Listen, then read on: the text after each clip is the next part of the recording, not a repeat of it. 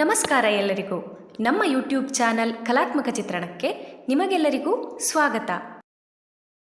ನಾವು ಇಂದು ನಮ್ಮ ಆಹಾರ ಅದೆಷ್ಟು ಸುರಕ್ಷಿತವಾಗಿದೆ ಎಂಬುದರ ಬಗ್ಗೆ ತಿಳಿಸಿಕೊಡುತ್ತೇವೆ. A healthy mind lies in a healthy body. ಆರೋಗ್ಯವಂತ ದೇಹದಲ್ಲಿ ಆರೋಗ್ಯಕರ ಮನಸ್ಸಿರುತ್ತದೆ ಎಂಬ ಮಾತನ್ನು ನಾವು ಕೇಳಿದ್ದೇವೆ.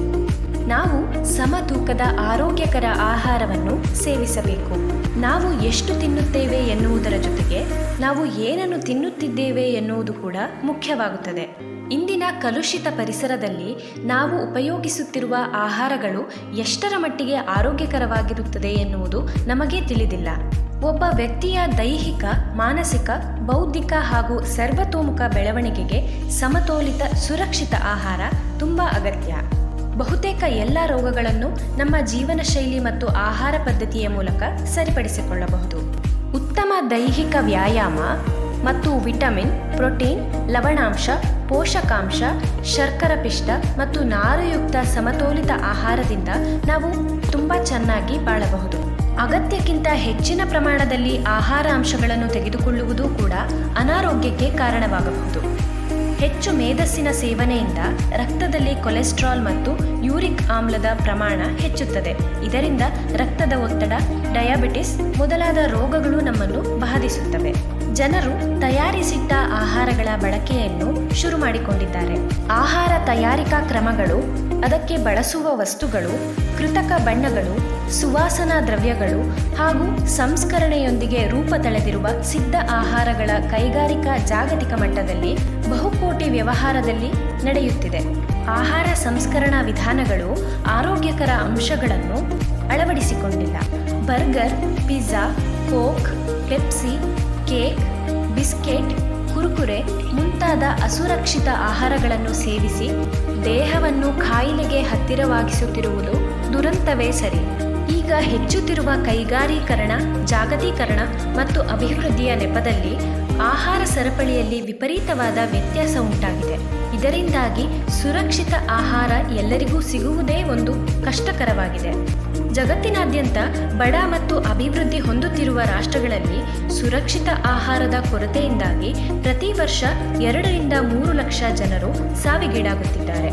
ವಿಷಕಾರಕ ವಿಷಾಣುಗಳು ಮತ್ತು ಕ್ಯಾನ್ಸರ್ಕಾರಕ ರಾಸಾಯನಿಕಗಳ ಜೊತೆಗೆ ರೋಗಕಾರಕ ಬ್ಯಾಕ್ಟೀರಿಯಾಗಳು, ರೋಗಾಣುಗಳು ಮತ್ತು ಪರಾವಲಂಬಿ ಜೀವಾಣುಗಳು ಸೇರಿಕೊಂಡು ಆಹಾರದ ಮುಖಾಂತರ ದೇಹಕ್ಕೆ ಸೇರಿ ಹೊಟ್ಟೆ ನೋವು, ವಾಂತಿ, ಭೇದಿ, ಅತಿಸಾರದಂತಹ ಸಾಮಾನ್ಯ ರೋಗಗಳಿಂದ ಹಿಡಿದು ಕ್ಯಾನ್ಸರ್, ಹೃದಯ ಕಾಯಿಲೆಯಂತಹ ಗಂಭೀರವಾದ ಕಾಯಿಲೆಗಳಿಗೆ ನಾಂದಿ ಹಾಡುತ್ತಿದೆ ಎಂದರೂ ತಪ್ಪಿಲ್ಲ. ಕೆಲವೊಂದು ಆಹಾರ ಪದಾರ್ಥಗಳನ್ನು ಕಂಡಾಗ ನಮ್ಮ ಮನಸ್ಸು ಚಂಚಲವಾಗಿ ಆರೋಗ್ಯವನ್ನು ನಾವು ನಿರ್ಲಕ್ಷಿಸಿ ಬಾಯಿ ರುಚಿಗಾಗಿ ಕೇವಲ ಉಪ್ಪಿನಾಂಶ, ಕೊಬ್ಬು, ಕ್ಯಾಲರಿಗಳಿಂದ ಕೂಡಿದ ಮತ್ತು ವಿಟಮಿನ್, ಪ್ರೋಟೀನ್, ಪೋಷಕಾಂಶ, ಖನಿಜಾಂಶ ಮತ್ತು ನಾರುಗಳಿಲ್ಲದ ಆಹಾರವನ್ನು ಅಂದರೆ ಜಂಕ್ ಫುಡ್ ಎನ್ನುತ್ತೇವೆ. ಇದನ್ನು ಸೇವಿಸುತ್ತಿದ್ದೇವೆ. ಈ ರೀತಿಯ ಜಂಕ್ ಆಹಾರಗಳಿಗೆ ಹೆಚ್ಚು ಕಾಲ ಕೆಡದೇ ಇರುವಂತೆ ಶೇಖರಿಸಲು ರಾಸಾಯನಿಕಗಳು ಮತ್ತು ಆಕರ್ಷಕ ಬಣ್ಣ ಬರುವ ರಾಸಾಯನಿಕಗಳನ್ನು ಸೇರಿಸುತ್ತಾರೆ. ಈ ರೀತಿಯ ಆಹಾರಗಳು ನಮ್ಮ ಜೀರ್ಣಾಂಗ ವ್ಯವಸ್ಥೆಯನ್ನು ಹಾಳು ಮಾಡಿ, ಕಿಡ್ನಿ, ಪಿತ್ತಜನಕಾಂಗಗಳನ್ನು ಹಾಳು ಮಾಡಿ, ದೇಹದ ರಕ್ಷಣಾ ವ್ಯವಸ್ಥೆಯನ್ನು ಹಾಳು ಮಾಡುತ್ತದೆ ಹಾಗೂ ರೋಗ ನಿರೋಧಕ ಶಕ್ತಿಯನ್ನು ಕಡಿಮೆಗೊಳಿಸಿ ದೇಹದಲ್ಲಿ ಕೊಬ್ಬು ಶೇಖರಣೆಯಾಗುವಂತೆ ಮಾಡುತ್ತದೆ. ನಾವು ತಿನ್ನುವ ಆಹಾರ ಕೊಬ್ಬು ರಹಿತ ಮತ್ತು ಕಡಿಮೆ ಕ್ಯಾಲರಿಯಿಂದ ಕೂಡಿರಬೇಕು. ನಮ್ಮ ಪ್ರತಿದಿನದ ಆಹಾರದಲ್ಲಿ ನಾರಿನಾಂಶ ಹೆಚ್ಚು ಇರಬೇಕು. ನಾರುಯುಕ್ತ ಆಹಾರ ದೇಹಕ್ಕೆ ಅತಿ ಅಗತ್ಯವಾಗಿದೆ. ಶುಚಿಯಾದ ಬ್ಯಾಕ್ಟೀರಿಯಾ ರಹಿತ ಆಹಾರವನ್ನು ಸೇವಿಸಬೇಕು. ತರಕಾರಿಗಳಾಗಲಿ ಮಾಂಸಾಹಾರಿಯಾಗಲಿ ಅದನ್ನು ಚೆನ್ನಾಗಿ ಬೇಯಿಸಿ ಸೇವಿಸಬೇಕು. ಅರೆಬರೆ ಬೆಂದ ತರಕಾರಿ ಅಥವಾ ಮಾಂಸಗಳು ಒಳ್ಳೆಯದಲ್ಲ. ಹಸಿ ತರಕಾರಿ, ಸೊಪ್ಪು, ದಂಟು ಪಲ್ಯಗಳು ದೇಹಕ್ಕೆ ಅತಿ ಅಗತ್ಯವಾಗಿದೆ. ತಾಜಾ ಹಣ್ಣುಗಳನ್ನು ನಾವು ಸೇವಿಸಬೇಕು.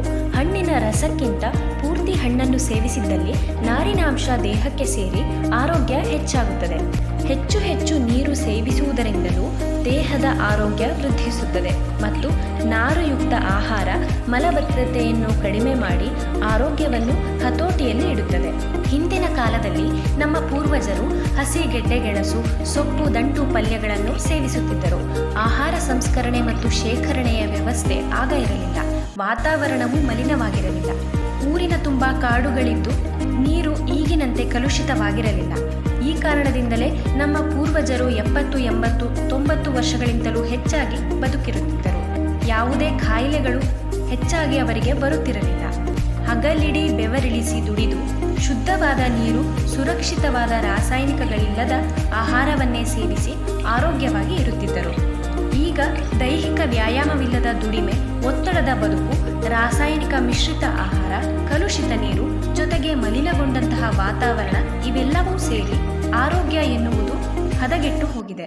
ಶುದ್ಧ ನೀರಿಗಾಗಿ ಹಾಹಾಕಾರ. ಈಗ ಸಂಸ್ಕರಿಸಿಟ್ಟ ನೀರುಗಳನ್ನೇ ಹೆಚ್ಚಾಗಿ ಉಪಯೋಗಿಸುತ್ತಿದ್ದಾರೆ. ಇವೆಲ್ಲವುಗಳಿಂದ ಮನುಷ್ಯ ನಿಧಾನವಾಗಿ ಅನಾರೋಗ್ಯಕ್ಕೆ ಗುರಿಯಾಗುತ್ತಿದ್ದಾನೆ.